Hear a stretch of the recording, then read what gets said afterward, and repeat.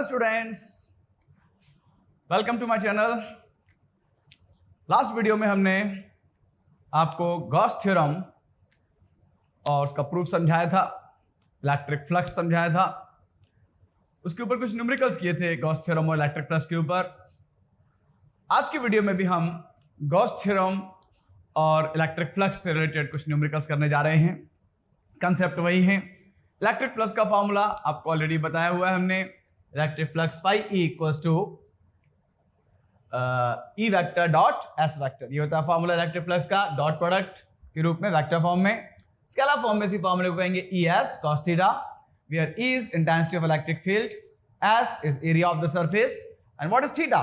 तो थीटा के बारे में हमने बताया था, ये वो एंगल है जो इलेक्ट्रिक फील्ड बनाती है किसके साथ, नॉर्मल टू द सरफेस के साथ, ठीक है ना। ये angle normal to the surface के साथ बनाती है इलेक्ट्रिक फील्ड। इसके अलावा गॉस थ्योरम पढ़ी थी हमने, किसी क्लोज सरफेस से गुजरने वाला नेट इलेक्ट्रिक फ्लक्स क्या होता है, टोटल चार्ज जो उसके अंदर प्रेजेंट होता है Q, उसका 1/ε0 टाइम्स। हाँ, न्यूमेरिकल्स में ε0 की वैल्यू की जरूरत पड़ सकती है, तो वैल्यू ऑफ ε0 पहले से आपको पता है 8.85 इंटू 10⁻⁻12 यूनिट होती है कूलम स्क्वायर पर न्यूटन मीटर स्क्वायर। ठीक है, तो ये बस 2-3 फार्मूले हैं जो आपको याद रखने हैं, इन्हीं के ऊपर बेस्ड क्वेश्चंस करना है आज हमको। पहले इसके ऊपर कुछ क्वेश्चंस करेंगे, डन, उसके बाद थोड़ा थ्योरी में भी आगे बढ़ेंगे। चलिए, तो देखिए स्टूडेंट्स, अब ये क्वेश्चन, पहला क्वेश्चन आज का आपके सामने है। ये क्वेश्चन एनसीईआरटी की टेक्स्ट बुक प्रॉब्लम है। ध्यान से पहले क्वेश्चन को पढ़ेंगे, समझेंगे एंड देन उसको अप्लाई करेंगे, कौन सा फॉर्मूला यहाँ यूज होगा। तो क्वेश्चन में आप देखिए क्या कह रहे हैं, consider a uniform electric field E equals to 3 into 10⁻³ I cap newton पर कूलम। यानी आपको क्या गिवन है, इलेक्ट्रिक फील्ड गिवन है। तो E इक्वल्स टू आपको दिया है कितना, 3 इंटू 10⁻³ I कैप न्यूटन पर कूलम। क्लियर है कि नहीं। अब यहां पर ये I कैप लगा दिया है, तो ये यूनिट वेक्टर होता है, अपन जानते हैं आई cap, j cap, k cap तीनों बेसिक यूनिट वेक्टर्स होते हैं। आई कैप होता है अलोंग पॉजिटिव एक्स एक्सिस, जे कैप होता है अलोंग पॉजिटिव वाई एक्सिस, के कैप होता है अलोंग पॉजिटिव जेड एक्सिस। यहाँ आई कैप दिया मतलब इलेक्ट्रिक फील्ड की डायरेक्शन भी आपको पता चल रही है कि है तो मैग्नीट्यूड में कितना 3 इंटू 10⁻³ न्यूटन पर कूलम, और आई कैप लगा है मतलब along positive x axis. Clear है कि नहीं। यानी इसको हम ऐसे भी लिख सकते हैं, दैट मीन्स 3 इंटू 10⁻³ न्यूटन पर coulomb along x axis. So this is electric field intensity E, ठीक है ना। मैग्नीट्यूड मिल गया, डायरेक्शन मिल गई, मैग्नीट्यूड है 3 इंटू 10⁻³ न्यूटन पर कूलम और है अलोंग एक्स एक्सिस। क्वेश्चन में आगे आपसे पूछा है, 2 पार्ट है क्वेश्चन के, ठीक है ना। तो पहले ए पार्ट पे आते हैं, और ए पार्ट में क्या पूछा है वो देखते हैं अपन। ए पार्ट में वो हमसे कह रहे हैं what is the flux of the field. What is the flux of the field मतलब इलेक्ट्रिक फ्लक्स पूछ रहे हैं आपसे। तो what is the flux of the field through a square of 10 centimetre on a side, मतलब जो surface है वो स्क्वायर है, इलेक्ट्रिक फील्ड में रखा है एक स्क्वायर, उसके सरफेस जो है उससे कितना इलेक्ट्रिक फ्लक्स पास होगा हमसे पूछ रहे हैं। उसके बारे में इतना बताया कि उसकी ईस्ट साइड की जो लेंथ है वो है क्या, 10 सेंटीमीटर। ईस्ट साइड की लेंथ यानी L इक्वल्स टू कितना है, 10 सेंटीमीटर। फर्स्ट ऑफ ऑल तो जैसे देखा सेंटीमीटर बिल्कुल हार्ड एंड फास्ट समझ लीजिए, कन्वर्ट करेंगे अपन क्या में, मीटर में। तो ये तो आदत बना लीजिए अपने, 10 इंटू 10⁻⁻² मीटर, ठीक है ना। सेंटीमीटर को मीटर में कन्वर्ट करने के लिए क्या करते हैं, 10⁻⁻² को मल्टीप्लाई करते हैं। तो इससे आएगा आपका 10 इंटू 10⁻² यानी 10⁻1 - 2 मीन्स -1। तो ये तो आया काय में, मीटर्स में। दिस इज व्हाट, L, इस साइड की लेंथ। एंड हमें चाहिए क्या, एरिया। तो एरिया ऑफ स्क्वायर अगर अपन निकालें S, यहाँ पर जो फॉर्मूला होता है ES cos थीटा, में S इज व्हाट, एरिया। तो एरिया S जो है यहाँ पर, ठीक है ना, ये क्या होगा, तो एरिया होगा आपका L स्क्वायर, ठीक है ना। स्क्वायर के एरिया का फॉर्मूला क्या होता है, साइड स्क्वायर। जो भी साइड की लेंथ दे रखी है उसका स्क्वायर कर देंगे। तो 10⁻⁻1 का स्क्वायर करेंगे, it will get 10⁻⁻² metre square, ठीक है कि नहीं। एरिया के बारे में इतना बता रखा है कि it is whose plane is parallel to YZ plane. जो स्क्वायर प्लेन है जिसका एरिया अपन ने निकाला वो पैरेलल है किसके, वाईजेड प्लेन के। समझ में आ गया नहीं, it is parallel to YZ plane. तो यहां से हमको थीटा समझना है कितना होगा। तो बात ध्यान से देखिएगा अब यहां से, ठीक है ना। थीटा डायरेक्ट नहीं दिया, इनडायरेक्टली दिया है आपको। इतना बता दिया कि इलेक्ट्रिक फील्ड की जो डायरेक्शन है वो है along x axis, this is direction of electric field, this is along x axis, और इसके सामने एक स्क्वायर प्लेन रखा हुआ है, ठीक है ना। इस स्क्वायर प्लेन का आपको बता रखा है कि x एक्सिस के मतलब कौन से प्लेन में, yz प्लेन में, yz प्लेन, ये yz प्लेन हो गया आपका, ठीक है ना। तो yz प्लेन के ये क्या है, परपेंडिकुलर, पैरेलल है, ठीक है ना। yz प्लेन के क्या है, parallel, parallel to yz plane. तो स्क्वायर प्लेन अगर पैरेलल है yz प्लेन के, यानी परपेंडिकुलर होगा किसके, x एक्सिस के। yz प्लेन के पैरेलल है तो yz प्लेन परपेंडिकुलर किसके होगा, x एक्सिस के, यानी कि x एक्सिस के अलोंग इलेक्ट्रिक फील्ड की डायरेक्शन है, और इलेक्ट्रिक फील्ड के क्या हो जाएगा, परपेंडिकुलर। और जब परपेंडिकुलर होता है तो एंगल किसके साथ बनता है, नॉर्मल टू सरफेस के साथ। तो नॉर्मल टू सरफेस क्या हो जाएगा, पैरेलल हो जाएगा इलेक्ट्रिक फील्ड के, यानी एंगल क्या हो जाएगा, 0 डिग्री। तो थीटा इक्वल्स टू क्या हो जाएगा, 0 डिग्री।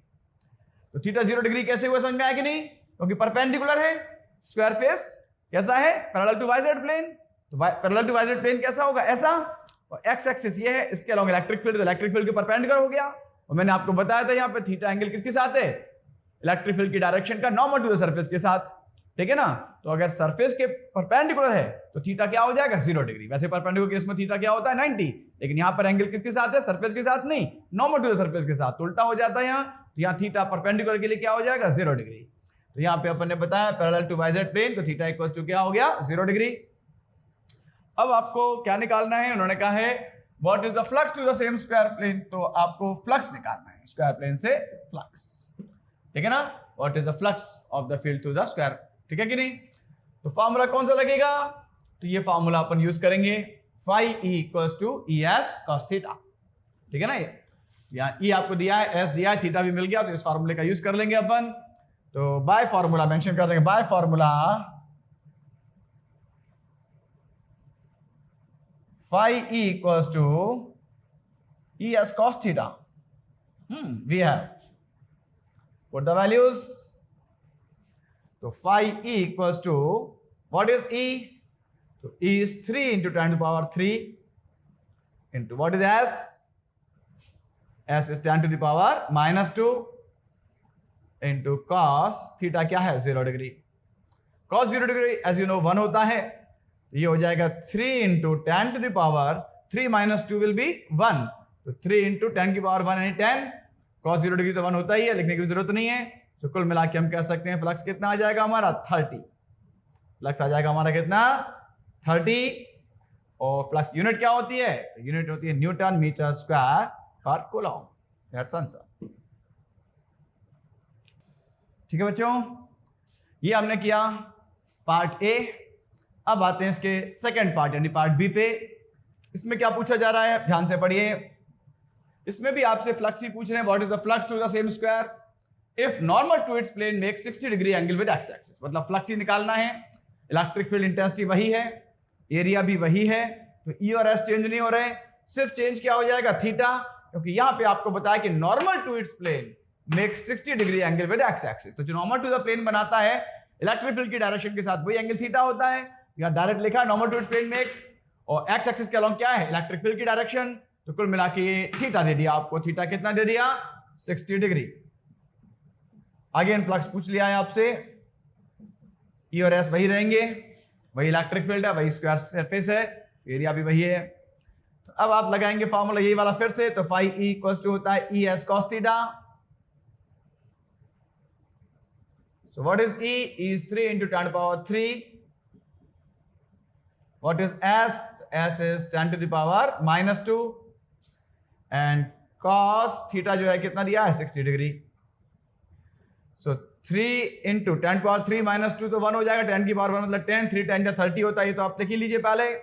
और cos 60 डिग्री की वैल्यू वाली फुर्सत में मतलब वैल्यू सारी याद कर लीजिए, इनकी वजह से बहुत गड़बड़ हो जाती है, ठीक है ना। तो वैल्यू सारी याद रखिए, cos 60 कितना होता है, 1/2। अब 2 से 30 का 15 टाइम्स, ये आ गया आपका आंसर 15। यूनिट वही रहेगी, न्यूटन मीटर स्क्वायर पर कूलम। Is that clear? कुछ चीजें जो है मैथमेटिकली वो थोड़ी सी क्लियर होनी चाहिए। जैसे एक्स एक्सिस के परपेंडिकुलर कौन होगा, y z plane, y axis के परपेंडिकुलर कौन होगा, एक्स जेड प्लेन, ठीक है ना। और जेड एक्सिस के परपेंडिकुलर कौन सा होगा, एक्स वाई प्लेन, ठीक है। तो यहाँ एक्स एक्सिस के परपेंडिकुलर को हो गया वाई जेड प्लेन। तो प्लेन जो है पैरेलल किसके था, वाई जेड प्लेन के, यानी परपेंडिकुलर हो गया किसके, एक्स एक्सिस के। और इलेक्ट्रिक फील्ड की डायरेक्शन आई कैप दे रखी है, यहाँ आई कैप की जगह अगर जे कैप दे रखा होता के कैप दे रखा होता तो सारी चीजें क्लियर होनी चाहिए। मतलब आई कैप मतलब unit vector along x axis, वहीं आई कैप की जगह जे कैप होता तो इलेक्ट्रिक फील्ड का मैग्नीट्यूड ये रहता। अब आई कैप का मतलब हो गया अलोंग एक्स एक्सिस, ये जे कैप लगा होता तो अलोंग वाई एक्सिस हो जाता, नहीं के कैप लगा होता तो अलोंग जेड एक्सिस हो जाता। क्लियर है कि नहीं? तो ये चीजें आप जो है बिल्कुल कंसेप्ट्स हैं। तो ऐसा नहीं कि कई बच्चे मैं देखता हूँ न्यूमेरिकल रट लेते हैं पूरे, ठीक है ना। कई कोचिंग्स में भी ये कहा जाता है बस बेटा हमारी बुकलेट लगा लो, बस ये कर लो और उसके अलावा कुछ मत करो।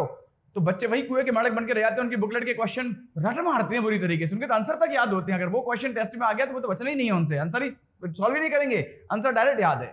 लेकिन उससे थोड़ी काम चलना है। कोई भी पेपर सेटर चाहे वो नीट का बनाए चाहे आईआईटी का बनाए, किसी की बुकलेट को देख के थोड़ी बनाए कि उसी बुकलेट में से क्वेश्चन सेलेक्ट करने हैं अपने को, है ना। क्वेश्चन कोई भी नया फ्रेम करेंगे, अलग से फ्रेम करेंगे। यानी आपको जो न्यूमेरिकल्स करा रहे हैं, न्यूमेरिकल्स नहीं रटना है, आपको उनके अंदर लगने वाले फॉर्मूले, उनके कंसेप्ट्स वो याद रखने हैं। कुछ मैथमेटिकल कंसेप्ट यूज हो रहे हैं तो एक फॉर्मूले में एक क्वेश्चन में यूज हो गया तो आपको वो कंसेप्ट दिमाग में रखना है, ताकि जब भी कभी किसी अदर क्वेश्चन में वही कंसेप्ट लगने की स्थिति बने तो आपके दिमाग को क्लिक कर जाए कि अच्छा वहां उस क्वेश्चन में ये कंडीशन आई थी तो हमने ये फॉर्मूला लगाया था, ये कंसेप्ट यूज हुआ था, तो अभी इसमें भी हमें यही करना है। और एक नए क्वेश्चन के लिए हमेशा तैयार रहना चाहिए, आपका माइंड कुछ ऐसा होना चाहिए। जनरली हमने देखा है कि आदत वही पड़ जाती है, ये 9th में 10th में 11th में आप उस तरह से करते रहे कि इंपॉर्टेंट क्वेश्चन याद कर लो, वो हूबहू एज इट इज आ जाता है, आप ऐसे ही छाप देते हो, बिल्कुल कोई दिक्कत नहीं आती है। दिक्कत कब आती है? जब कुछ नई चीज आ जाए आपके सामने। उसके लिए अपने आप को तैयार करना है कि एक नया क्वेश्चन जब आपके सामने रखा हो तब आपका दिमाग चलना चाहिए, ठीक है ना, क्योंकि वहां पे आपने पहले कभी नहीं किया उस क्वेश्चन को, बिल्कुल अनसीन क्वेश्चन है वो आपके लिए। वहां पे आप अप्लाई करें अपनी खपड़िया, वहां पर आप क्वेश्चन को पढ़ें समझें। अभी तो अपन को इतना भी पता है कि एक टॉपिक के ऊपर ही क्वेश्चन करें तो इलेक्ट्रिक फ्लक्स से रिलेटेड ही क्वेश्चन होगा। जब वो एग्जाम में क्वेश्चन आएगा तो आप बिल्कुल ब्लैंक होंगे उस क्वेश्चन के बारे में, आपको कोई आइडिया नहीं किस चैप्टर का है, किस टॉपिक से रिलेटेड है। तो वहीं पे पूरे क्वेश्चन को ध्यान से पढ़ के आपको समझना होगा कि किस चैप्टर से रिलेटेड है, किस टॉपिक से रिलेटेड है, एंड देन इसमें क्या दिया है, क्या फाइंड करना है, कौन सा फॉर्मूला यूज होगा, ठीक है ना। और एक नए क्वेश्चन के लिए जब आपका दिमाग इस तरह से चलने लगेगा तब आप समझिए कि अब आप तैयार हो गए पूरी तरह से कॉम्पिटिशन्स के लिए। क्लियर है कि नहीं? तो देखिए ये क्वेश्चन अभी अपन ने किया, इसमें इस फॉर्मूले का अपन ने यूज किया, कुछ बीच में मैथमेटिकल कंसेप्ट्स भी यूज हुए। तो जो इसमें यूज होगा आगे के लिए याद रखना, कोई स्क्वायर प्लेन दे रखा है, उसकी एक साइड की लेंथ दे रखी है, एरिया क्या होगा? साइड का स्क्वायर। ये अगर रेक्टेंगुलर प्लेन होता तो आपको लेंथ और ब्रेड्थ दे दी जाती, एरिया निकाले लेंथ इनटू ब्रेड्थ, ठीक है नहीं। यहाँ पैरेलल टू क्या क्या? वाई जेड प्लेन, मतलब परपेंडिकुलर किसके? एक्स एक्सिस के। अगर वही parallel to x z plane कहते थे, ठीक है ना, एक्स जेड प्लेन, तो परपेंडिकुलर किसके होता? वाई एक्सिस के। समझ में आया कि नहीं? तो ये चीजें थोड़ा सा कंसेप्ट हैं जिनको बहुत अच्छे से याद रखना, न्यूमेरिकल नहीं रटना, न्यूमेरिकल यूज वाले कंसेप्ट पकड़ना, उन्हें याद रखना। क्लियर है? अगला क्वेश्चन करेंगे अपन अब।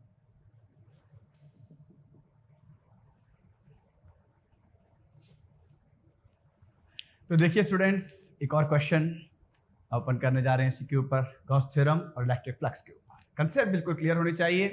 क्वेश्चन को पहले अपन पढ़ें ध्यान से, क्या कहा है क्वेश्चन के अंदर। ये भी एनसीईआरटी की टेक्स्ट बुक प्रॉब्लम है। तो अ पॉइंट चार्ज ऑफ 2.0 माइक्रोकूलम, तो पॉइंट के बाद जो जीरो लगा है उसकी कोई इंपॉर्टेंस है, 2 माइक्रोकूलम कह सकते हैं अपन, एंड माइक्रोकूलम में दिया है तो you need to change it into coulomb, is at the center of a cubic Gaussian surface। एक cubic Gaussian surface, Gaussian surface किसको बोलते हैं? एक ऐसा क्लोज सरफेस जो चारों तरफ से चार्ज को इंक्लोज किए हुए हो, ठीक है कि नहीं। तो ये गॉसियन सरफेस है क्यूबिक, 9 सेंटीमीटर ऑन एज। तो ईच एज की जो लेंथ है एल इक्वल टू कितना दिया है आपको? 9, और वो भी काय में दिया है? सेंटीमीटर में। Again you need to change it into metres, और ये एक एज की लेंथ है। क्वेश्चन में आगे पूछा क्या गया है, आपसे पूछा what is the net electric flux to the surface. आपसे सरफेस से गुजरने वाला नेट इलेक्ट्रिक फ्लक्स पूछा है। क्लियर है कि नहीं? सबसे पहले तो आपने देखा क्या क्या गिवन है। तो गिवन में एक तो आपको चार्ज दिया हुआ है, चार्ज यानी क्यू दिया हुआ है आपको, 2.0 की जगह 2 लिख सकते हैं, एंड माइक्रोकूलम दिया है तो उसे अपन कूलम में कन्वर्ट कर लेंगे, 2 × 10⁻⁶ कूलम। क्लियर है कि नहीं? माइक्रोकूलम मतलब 10⁻⁶ कूलम, माइक्रो मतलब 10⁻⁶ कुल मिला के। क्लियर है कि नहीं? और एक क्यूबिक गॉसियन सरफेस के अंदर रखा है जिसकी ईच एज की लेंथ आपको दे रखी है 9.0, तो 9 पॉइंट के बाद का 0 हटा दो, 9 लिख देंगे, ओनली सेंटीमीटर, मीटर में चेंज कर 9 × 10⁻⁻2 मीटर। एंड आपसे पूछे क्या? Net electric flux through the surface, यानी फ्लक्स पूछ रहे हैं φE। तो जब चार्ज आपको दे दिया एंक्लोज है क्यूबिक सरफेस के अंदर, तो फिर आपको फॉर्मूला सीधे सीधे समझ में आएगा, गॉस थ्योरम का यूज करेंगे हम, जो कहती है φE = Q/ε0, जिसमें हमें क्यूब के एरिया की कोई जरूरत ही नहीं है, वॉल्यूम की कोई जरूरत ही नहीं है, कुल मिला के आपको जरूरत है सिर्फ क्यू की। तो क्यू आपको गिवन है, एप्सिलॉन नॉट की वैल्यू आपको नहीं दी है तो वो आपको याद होनी चाहिए, क्या है 8.85 इंटू 10⁻12, बस रख दीजिए आप, ठीक है कि नहीं। तो बाय गॉस थ्योरम, यानी जो आपको each एज की लेंथ दे रखी थी क्यूब की, वो जस्ट टू कंफ्यूज यू, ठीक है ना। आपको लग रहा दी है तो शायद यूज भी करना पड़ेगा, तो आप पता चले एरिया वॉल्यूम वगैरह निकालने लग गए, तो नो नीड, ठीक है ना। आपको सिर्फ गॉस थ्योरम का यूज करना है, बाय गॉस थ्योरम। कई बार न्यूमेरिकल्स में कुछ चीजें ऐसी दे रखी होती हैं जिनका एक्चुअली यूज नहीं है न्यूमेरिकल के अंदर, लेकिन वो भी ये देखना चाहते हैं कि आप पकड़ पा रहे हैं इस चीज को कि नहीं, कंफ्यूज हो सकते हैं कि नहीं, ठीक है ना। तो बाय गॉस थ्योरम यहाँ पर आपको देखने की जरूरत ही नहीं है, फाई ई निकालना है आपको। फाई ई इक्वल्स जो होता है q upon epsilon naught, total charge enclose आपको पता है अंदर क्यू है, और एप्सिलॉन नॉट की वैल्यू अपन जानते हैं, रख देंगे वैल्यू वी हैव, तो phi E equals to q कितना है अपना, क्यू है 2 into 10⁻⁻6 and what is epsilon naught, it is 8.85 into 10⁻⁻12। Any doubt? अब इसको अपन थोड़ा सॉल्व करेंगे, 10⁻⁻12 के ऊपर ले जाएंगे +12 हो जाएगा, और 2 into 10⁻12 - 6 will be 6 and upon में नीचे है 8.85। सिंस 2 इज स्मॉलर देन 8.85 तो अपन क्या कर सकते हैं, यहां से 0 उधार ले लें, 20 हो जाएगा, बड़ा हो जाएगा, ये हो जाएगा 20 अपॉन 8.85, और ऐसा करेंगे एक 0 10 उधार ले तो 10 की पावर क्या हो जाएगी 5। नाउ 20 में डिवाइड कर दीजिए 8.85 का, you will get 2.26 into 10⁵। Clear है कि नहीं? एंड फ्लक्स है काय में आएगा, न्यूटन मीटर स्क्वायर पर कूलम। देखिए कई बार मैंने ये भी देखा है कि बच्चे बड़े परेशान रहते हैं कि भाई अभी यहां तक तो कर लिया, और स्पेशली बायोलॉजी वाले बच्चे कैलकुलेशन में यहाँ दिक्कत आएगी, 20 अपॉन 8.85 बोले कैसे डिवाइड करें, ठीक है ना। एक्चुअली कई बार तो क्या होता है कि हमको सिर्फ ऑप्शन ही देख के और थोड़ा सा अपना कॉमन सेंस यूज करके हमें पूरा कैलकुलेट करने की भी जरूरत नहीं पड़ेगी, पूरा डिवाइड करके डेसिमल्स में निकालने के, कि ऑप्शन दिए होते हैं 4 आपको। आपने देखा 20 डिवाइडेड बाय 8.85, 8 2 जा 16 होते हैं, ठीक है ना, और 8.85 तो 9 के करीब, 9 2 जा कितने होते हैं 18, ठीक है ना। मतलब ये 18 के आसपास आएगा जो आएगा, मतलब 18 से मतलब जाएगा कितने बार, सॉरी 9 2 जा 18, मतलब 2 पॉइंट समथिंग आएगा। 9 2 जा कितने होते हैं 18, तो 2 पॉइंट समथिंग में आएगा, इतना तो क्लियर हो रहा है। अब बाकी ऑप्शन मान लो 2 पॉइंट में नहीं है, कोई 3 पॉइंट में है, कोई 1 पॉइंट में है, तो फिर आपका नियर अबाउट ही यही आंसर हो जाएगा, आपको सॉल्व करने की भी जरूरत नहीं पड़ेगी।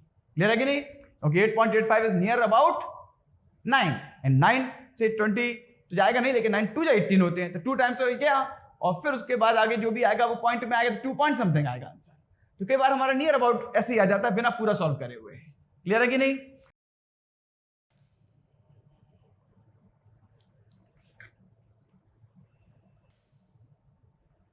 तो देखिए स्टूडेंट्स, एक और क्वेश्चन अपन करने जा रहे हैं।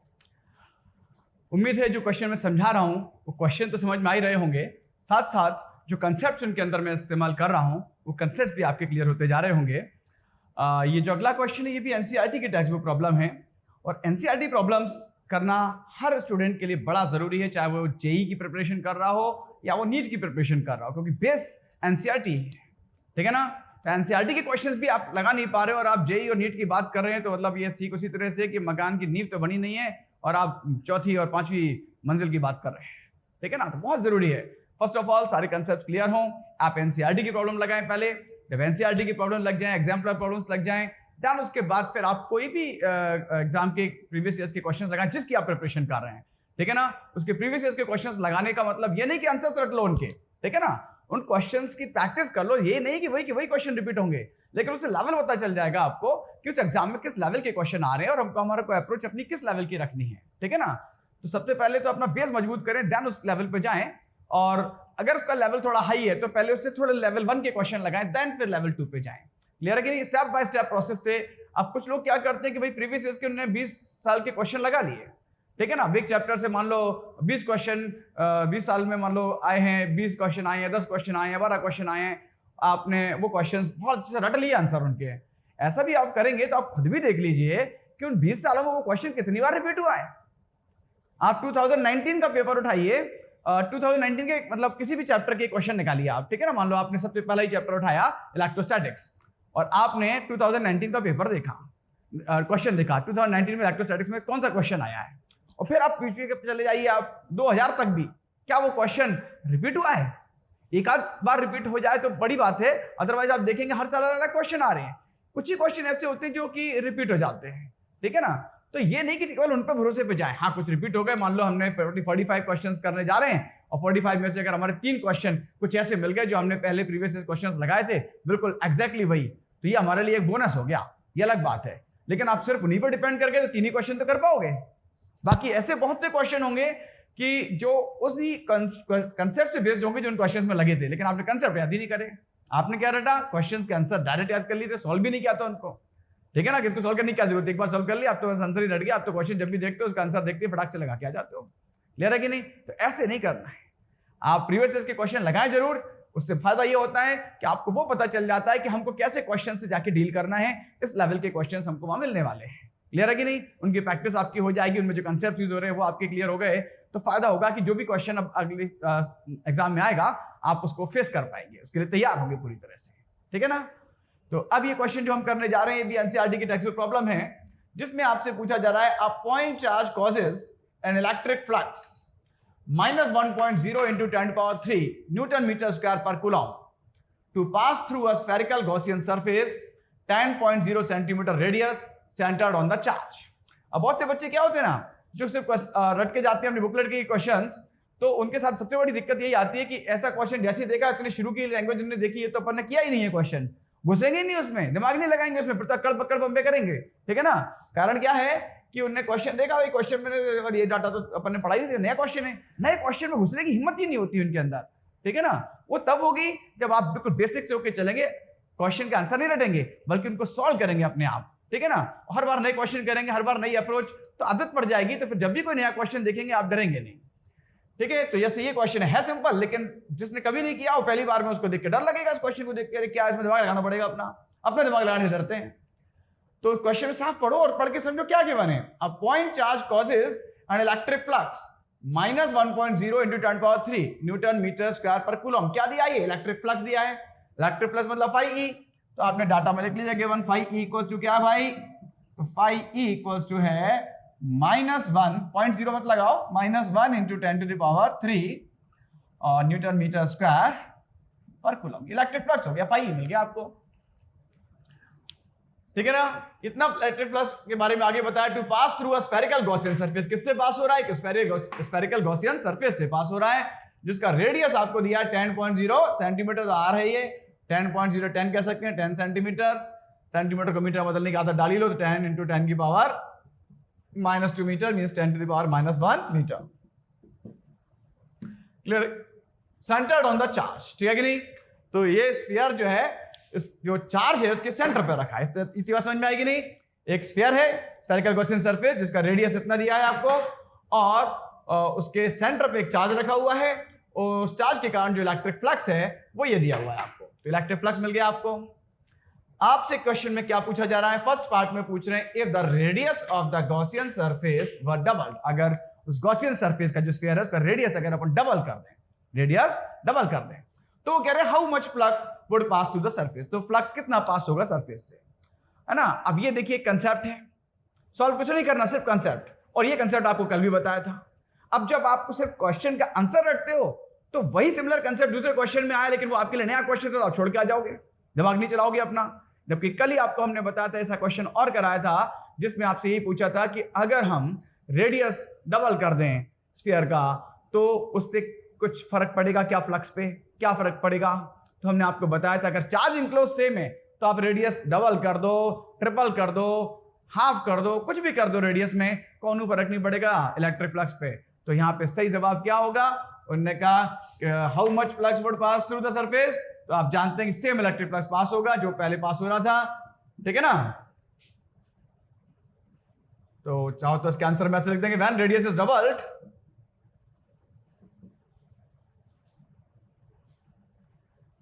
there will be no change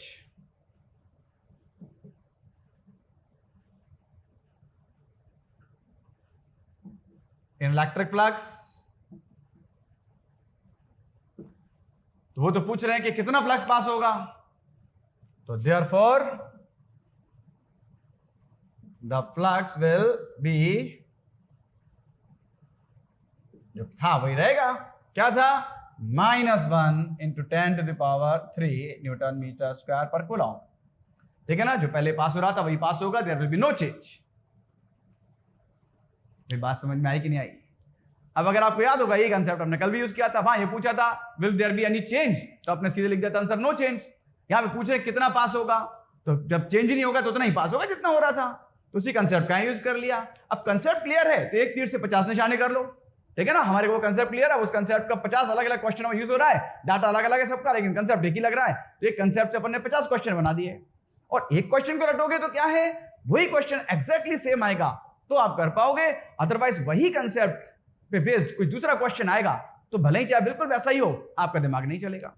ठीक है ना, इसलिए मैं बार बार जो जोर दे रहा हूं, क्या दे रहा हूं, क्योंकि ऐसे बहुत से बच्चों की शिकायत आ रही है, स्पेशली जो नीट वाले बच्चे हैं, बायो वाले बच्चे हैं, तो उनको रटने की क्षमता बड़ी अच्छी होती है। अगर आप उनको 2000 क्वेश्चन ऐसे दे दो, ठीक है ना, बहुत पसंद करते हैं ऐसी चीज, क्योंकि 2000 क्वेश्चन हमको दे दे, हम 2000 के 2000 क्वेश्चन रट मारेंगे बुरी तरीके से कि इन्हीं में से क्वेश्चन आएंगे पेपर में, तो पूरे 45 में से 45 क्वेश्चन से करके आ जाएंगे वो, इतना मुझे पूरा यकीन है।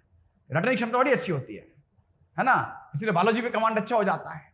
लेकिन बेटा फिजिक्स है ये, ठीक है ना, कहते हैं फिजिक्स खेल नहीं है बच्चों का, तेल निकल जाता है अच्छे अच्छों का। तो यहाँ पे कंसेप्ट की जरूरत होती है, तो वही के वही क्वेश्चन तो नहीं आते, इवन 12th तक में नहीं आते। आप 12th बोर्ड का ही पेपर उठा के देख लो, बच्चा बहुत रटने की कोशिश करता है, न्यूमेरिकल रट के चला जाता है, एनसीईआरटी के सारे क्वेश्चंस के आंसर तक रटे होते हैं, किसमें से आ जाए, हूबहू डाटा एनसीईआरटी के भी क्वेश्चन बहुत कम आता है।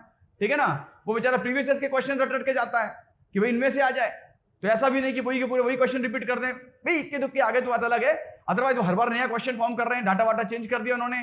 अब वो आपने अपने जितने भी रटके गए थे, रटने वालों का काम फ्लॉप, और जिनके कंसेप्ट क्लियर हैं वो भले ही रात में चैन से सो के गए होंगे, उनको कंसेप्ट क्लियर है, खूब न्यूमेरिकल प्रैक्टिस साल भर करिए, एग्जाम की रात वो टेंशन नहीं लेते, अगले दिन बिना पढ़े भी पहुंच गए तो आराम से करके आ जाएंगे। समझ में आ गया? तो बहुत जरूरी क्या है कि कंसेप्ट क्लियर करिए आप, ठीक है ना, तब आपका वो डर न्यूमेरिकल्स के प्रति जो है वो दूर होगा। बी पार्ट पे आते हैं। बी पार्ट में आपसे क्या पूछ रहे हैं, इन पार्ट बी वो आपसे पूछ रहे हैं what is the value of point charge, उस पॉइंट चार्ज की वैल्यू क्या होगी, क्यों पूछ रहे हैं आपसे। ओके, तो अगेन फाई ई दिया है, क्यों पूछ रहे हैं आपसे, अब फार्मूला ये वाला यूज होगा, फाई ई दिया है क्यों पूछ रहे हो, या क्यों दिया हो फाई पूछ रहे हैं, इसी फार्मूले का यूज करेंगे, और इस फार्मूले कहीं भी एरिया की जरूरत नहीं, तो रेडियस जो हमको दे रखा था यहां भी कंफ्यूज करने के लिए दे रखा था, वास्तव में रेडियस का या एरिया का यहाँ कोई यूज नहीं है, तो जरूरी नहीं कि कोई चीज दे रखी है वो यूज ही हो। ठीक है ना, कई बार आपको कंफ्यूज करने के लिए दी जाती है, आप उसमें जबरदस्ती सोचने लग जाओगे यार दिया तो कुछ ना कुछ तो यूज होगा, पता चला आपने पाई आर 4 पाई आर स्क्वायर करके उसका जो है एरिया निकाल लिया और फिर ES लगा रहे हो, ठीक है कि नहीं, तो वो नहीं, यहाँ पर चार्ज आपको दिया हुआ है, ठीक है ना, तो चार्ज के कारण अपने को क्या निकालना है, यहाँ फ्लक्स दिया है, फ्लक्स के कारण क्या निकालना है, चार्ज निकालना है। तो formula by Gauss theorem, phi E equals to क्या होता है भाई, Q अपॉन एप्सिलॉन नॉट, तो देयरफॉर Q इक्वल्स टू क्या होगा, phi E into epsilon naught. Phi E आपका -1 इंटू 10⁻³ एंड एप्सिलॉन नॉट की वैल्यू तो आप जानते हैं 8.85 इंटू 10⁻12। तो फाइनली जो आपका आंसर आएगा क्या होगा, -8.85 इंटू 10⁻12 प्लस यानी -9। ठीक है ना, चार्ज तो काय में आ जाएगा, कूलॉम में।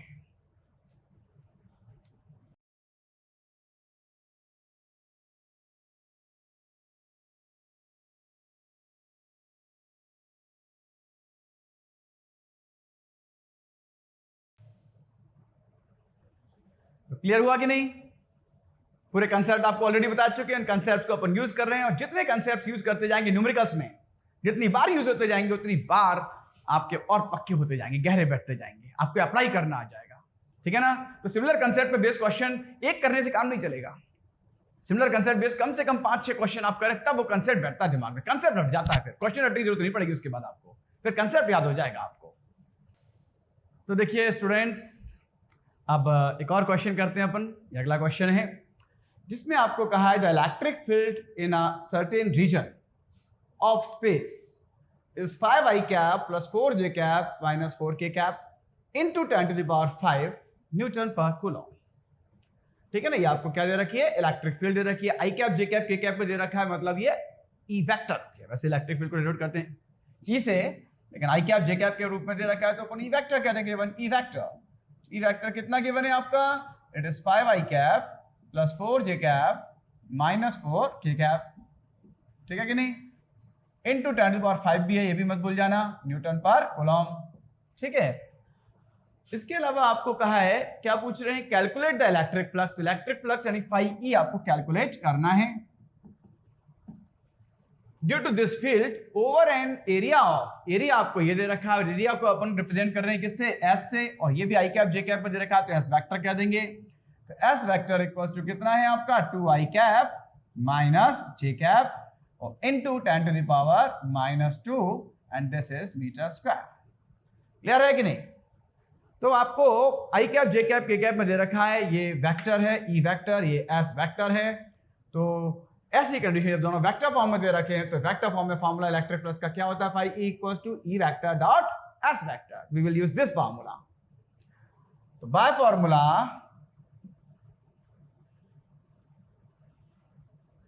Phi E equals to E vector dot S vector we have. अब बस इस फॉर्मूले में रखेंगे ई वेक्टर एस वेक्टर की वैल्यूज और क्या कर देंगे, डॉट प्रोडक्ट। क्लियर है कि नहीं? तो क्या होगा देखिए, phi E equals to what is E vector, E vector is 5 i cap plus 4 j cap minus 4 k cap into 10⁵ dot 2 i cap minus j cap into 10⁻⁻2। तो देखिए भाई, सबसे पहले तो पावर सॉल्व कर लो। 10⁵ इंटू 10⁻⁻2 विल बी 10⁻�3।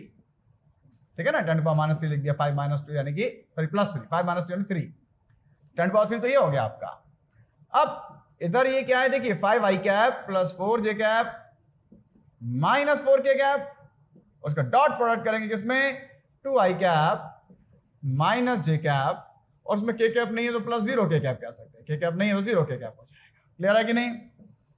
अब dot product कैसे करते हैं, याद है कि नहीं? डॉट प्रोडक्ट के लिए अपन क्या करेंगे, आई कैप के कोफिशिएंट का आई कैप के कोफिशिएंट में, जे कैप के कोफिशिएंट का जे कैप के कोफिशिएंट में, एंड के कैप के कोफिशिएंट का के कैप के कोफिशिएंट में, और कोई आई cap j cap k cap नहीं आएगा, सब हट जाएगा। तो आई कैप का कोफिशिएंट यहाँ पे क्या है 5, यहाँ पे क्या है 2, मल्टीप्लाई किया 5 2 या 10, कोई आई कैप नहीं आएगा। जे कैप का जे कैप से होगा तो यहाँ पे +4, यहाँ पे -1, +4 इंटू -1 विल बी -4, कोई जे कैप नहीं आएगा। और -4 इंटू 0 तो 0 ही हो जाएगा, तो ये 0 हो गया, तो 10 - 4 ये हो गया, और इंटू में 10 टू द पावर क्या है 3, 10 - 4 होता है 6, 6 इंटू 10⁻3, और ये क्या है, इलेक्ट्रिक फ्लक्स, यूनिट होगी न्यूटन मीटर स्क्वायर पर कूलम। That's answer. देखिए बच्चों, अब एक और क्वेश्चन अपन करने जा रहे हैं। क्वेश्चन को ध्यान से पढ़ना है आपको। मैं ये चाहूंगा कि आप क्वेश्चन की रीडिंग तो मैं आपको लगवाऊं, थोड़ा सा एक्सप्लेन करूं, दैन उसके बाद आप इस क्वेश्चन को पहले ट्राई करें, वीडियो पॉज करके खुद कोशिश करें पहले ट्राई करने की। ठीक है ना, कंसेप्ट जो यूज होने वाले हैं ऑलरेडी आपको बता चुका हूं। अब आप देखिए नए क्वेश्चन पे आपकी अप्रोच बन पाती है कि नहीं। आप इस क्वेश्चन को पहले अपने आप ट्राई करिएगा, देन उसके बाद फिर आप वीडियो प्ले करिएगा, फिर मेरा सॉल्यूशन देखिएगा। ठीक है ना, और फिर आप देखिए, या तो आंसर आपका मैच कर गया तो बहुत अच्छी बात है, आंसर मैच नहीं किया तो क्या गड़बड़ आपसे हुई है वो देख लेना, और मेरा सॉल्यूशन एक प्रॉपर सॉल्यूशन होगा वो भी आप नोट कर लेना, क्योंकि आप जो सॉल्यूशन करते हैं कई बार वो कंपटीशन के तो ठीक है कि जल्दी में अपना आंसर आ जाना चाहिए कैसे भी, लेकिन जब आप उसको एकेडमिक्स में करेंगे तो स्टेप्स प्रॉपर फॉलो होने चाहिए। तो सॉल्यूशन, प्रॉपर सॉल्यूशन आप बाद में मेरा भी देख लीजिएगा, ठीक है ना, वो नोट कर लीजिएगा। पहले आप क्वेश्चन को समझते हैं, क्या कह रहे हैं क्वेश्चन के अंदर। A rectangular surface of sides 10 centimetre and 15 centimetre is placed inside a uniform electric field of 25 volt meter inverse such that normal to the surface makes angle of 60 degree with the direction of electric field. Clear है? यानी आपको एक rectangular surface दिया है, rectangular surface का area जो होता है वो होता है लेंथ इंटू ब्रेथ, तो लेंथ और ब्रेथ दो साइड चाहिए, तो वो आपको दे रखी है 10 सेंटीमीटर एंड 15 सेंटीमीटर, एल और बी हो गया ये लेंथ एंड ब्रेथ।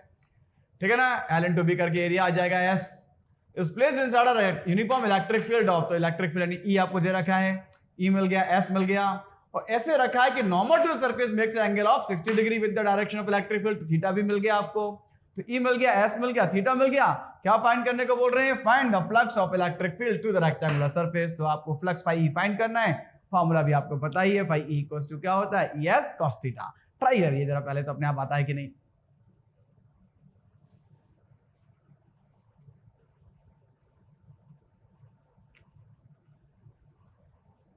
ठीक है, वीडियो पॉज करके पहले आप लोगों ने ट्राई किया, ट्राई करने के बाद अब आप देखिए जो आया है वो सही है कि नहीं, एक बार मेरा भी सॉल्यूशन देख लीजिए। तो आपको लेंथ एंड ब्रेड्थ दे रखी है, तो यहाँ से एरिया निकल जाएगा।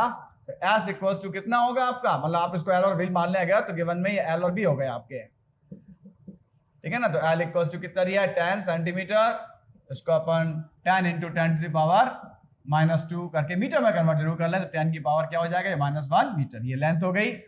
व्हाट अबाउट ब्रेड्थ, तो ब्रेड्थ आपको 15 सेंटीमीटर दे रखी है, 15 इंटू 10 पावर -2 मीटर कर लिया। क्लियर है कि नहीं। तो आपको एल मिल गया, बी मिल गया, लेंथ एंड ब्रेड्थ पता है, तो we can find area. What is area, area मतलब एस से रिप्रेजेंट किया है एरिया को। एरिया यहाँ पे रेक्टेंगल क्या होता है, एल इंटू बी, मीन्स आपका ये हो जाएगा, दोनों का मल्टीप्लाई कर देंगे, 10 to the power -1 into 15 into 10 to the power -2, that means S equals to हमारा आ जाएगा क्या, 15 into 10 to the power -1 and -2 -3 metre square. ये आ गया हमारा क्या, एस, ठीक है ना, area of the rectangular surface. Electric field E आपको दे रखी है ऑलरेडी 25 वोल्ट मीटर इनवर्स। मैंने बताया था इलेक्ट्रिक फील्ड की एक न्यूटन कूलम इनवर्स भी होती है, एक वोल्ट मीटर इनवर्स भी होती है। वोल्ट मीटर इनवर्स अभी आप डायरेक्ट याद कर लीजिए, बाकी इसका सॉल्यूशन कैसे आई है आपको नेक्स्ट चैप्टर में बताने वाले हैं हम, ठीक है कि नहीं। तो एस मिल गया, ई मिल गया, आपसे कहा such that normal to the surface makes an angle of 60 degree, theta दे दिया आपको कितना, 60 डिग्री। आप क्या फाइंड करने को बोल रहे हैं, फ्लक्स यानी फाई ई फाइंड करने को बोल रहे हैं। फॉर्मूला आपके दिमाग में बैठ गया है, फाई ई इक्वल्स टू क्या होता है अपना formula, E S cos theta. Put the values, what is E, E is 25, what is S, S is 15 into 10 to the power -3 और इंटू कॉस थीटा कितना है आपका भाई 60 डिग्री। क्लियर है कि नहीं। तो भाई 25 इंटू 15 और इंटू कॉस 60 होता है 1/2। तो देखिए भाई अब ये इसको सॉल्व करेंगे अपन, तो ये सॉल्व करके 25 इंटू 15 375 हो जाएगा अपॉन 2, ये आ जाएगा 187.5 into 10 to power -3। Electric flux से काय में आएगा, न्यूटन मीटर स्क्वायर पर कूलम में, ठीक है कि नहीं। नाउ इसको अपन अब स्टैंडर्ड फॉर्म में लिखना चाहेंगे, तो स्टैंडर्ड फॉर्म में डेसिमल के लेफ्ट में केवल एक डिजिट होनी चाहिए। यहां पर आप देखें डेसिमल के लेफ्ट में 3 नॉन जीरो डिजिट्स हैं, तो डेसिमल को 2 प्लेस शिफ्ट करना पड़ेगा। तो जब 2 प्लेस शिफ्ट करेंगे तो 1.875 हो जाएगा ये, और 10 की पावर में 2 प्लस हो जाएगा, तो -3 + 2 यानी क्या हो जाएगा -1, और इलेक्ट्रिक फ्लक्स वही न्यूटन मीटर स्क्वायर पर कूलम।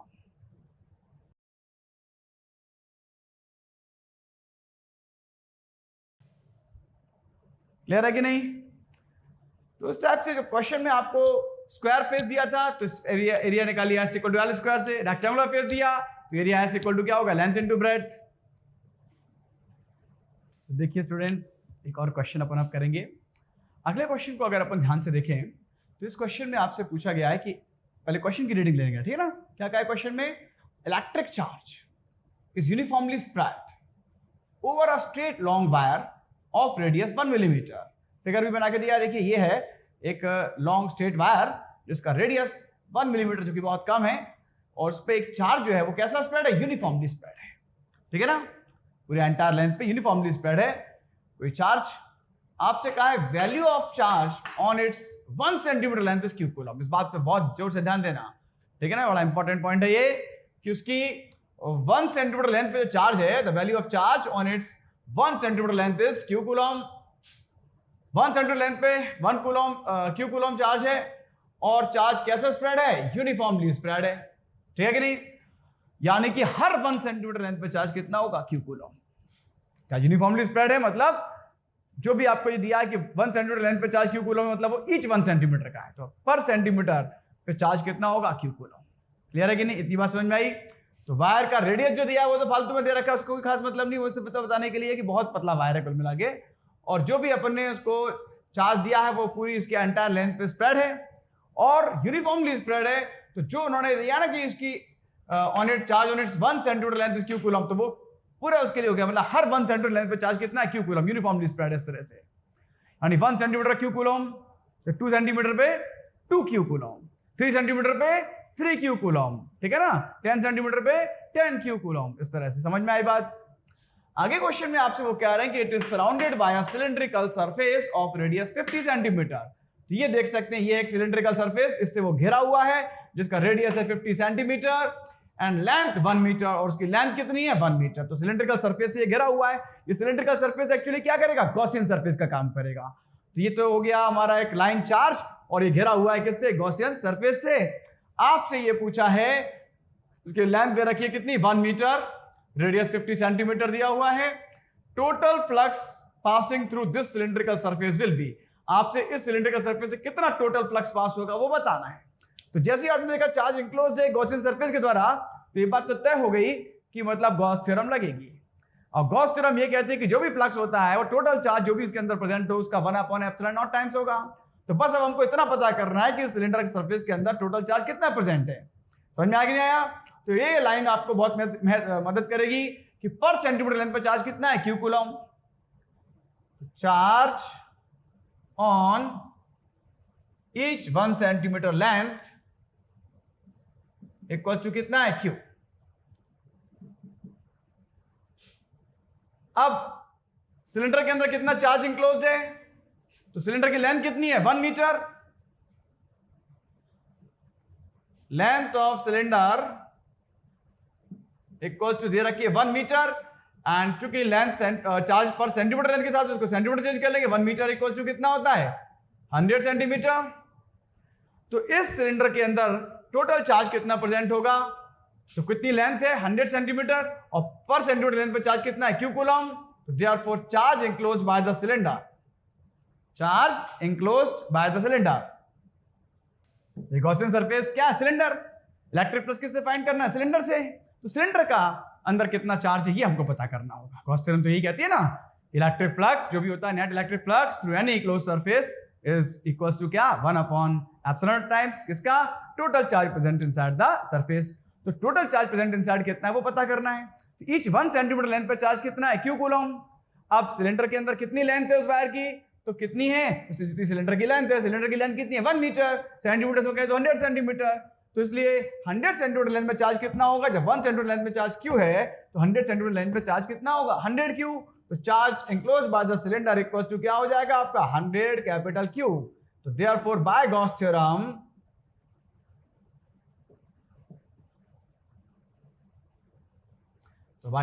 अपन जानते हैं net electric flux through the, आपसे पूछा गया है टोटल फ्लक्स, ठीक है ना, total flux through the cylinder, ठीक है ना, total flux to the cylinder, उसको फाई ई कहेंगे। तो क्या होता है गॉस थ्योरम के according, total charge present inside का 1/ε0 टाइम। तो टोटल चार्ज प्रेजेंट इनसाइड कितना है 100 क्यू, इसका 1/ε0 टाइम्स क्या, तो 100 क्यू अपन ε0, और 100 क्यू अपन ε0 कौन सा ऑप्शन है हमारा, ऑप्शन बी। आया कि नहीं समझ में, बोलिए क्लियर है, देख लीजिए एक बार और। तो ठीक है स्टूडेंट्स, मुझे पूरी आशा है कि जिस तरह से मैंने क्वेश्चंस आपको कराए हैं इलेक्ट्रिक फ्लक्स के ऊपर, गॉस थ्योरम के ऊपर, उससे इलेक्ट्रिक फ्लक्स का कंसेप्ट बिल्कुल क्लियर हो गया होगा, गॉस थ्योरम का सही आइडिया लग गया होगा, इलेक्ट्रिक फ्लक्स का फॉर्मूला याद ही हो गया होगा ऑलमोस्ट। अब हम अगले वीडियो में कुछ 1-2 और अच्छे क्वेश्चंस इसके ऊपर करके फिर अपने एप्लीकेशंस पे आएंगे गॉस थ्योरम के, थोड़ा सा चार्ज डिस्ट्रीब्यूशन के बारे में, चार्ज डेंसिटीज के बारे में बताएंगे, एंड देन अपन गॉस थ्योरम के इंपॉर्टेंट एप्लीकेशंस करेंगे जो कि हमारे चैप्टर का लास्ट पार्ट होगा। क्लियर है कि नहीं? तो ये चैप्टर ऑलमोस्ट अब अपना समझ लीजिए कि 85% तक खत्म हो चुका है। अब सिर्फ बचे एप्लीकेशंस ऑफ गॉस थ्योरम। तो अब जितना अपन ने पढ़ लिया है उसको आप पूरा ढंग से एक बार रिवाइज कर लीजिए, और न्यूमेरिकल्स, डेरिवेशंस ये लिख लिख के देखने से काम चलेंगे, सिर्फ देखने से काम नहीं चलेगा। इनको आप पेन वर्क करें, जितना ज़्यादा पेन वर्क करेंगे समझ लीजिए उतना ज़्यादा आपका कमांड होगा। क्लियर है कि नहीं? और जितने भी स्टूडेंट्स ऐसे हैं जो वीडियोस देख रहे हैं लेकिन चैनल सब्सक्राइब नहीं कर रहे हैं, उनसे मेरा निवेदन है प्लीज़ चैनल सब्सक्राइब कीजिए। और वीडियोस देखे ही नहीं, या व्यूज़ आते हैं 300, लाइक्स आते हैं 32, तो बड़ा दुख होता है कि जब आप देख रहे हैं तो लाइक करने में क्या जा रहा है, पैसे नहीं लगते हैं, ठीक है ना। तो कृपया दिल से लाइक कीजिए, शेयर कीजिए, और जब तक लॉकडाउन चल रहा है मैं आपके लिए बराबर वीडियोस बना रहा हूँ, भेज रहा हूँ, घर बैठे भी आपकी पढ़ाई होती रहेगी, ठीक है ना, पढ़ाई का नुकसान नहीं होगा। और जल्दी ही हम अपना एक ऐप लॉन्च कर रहे हैं और अभी नेक्स्ट मंथ में आ जाएगा, तो फिर उस ऐप को भी आप लोग ज्वाइन कर लें। तो आज के लिए इतना ही।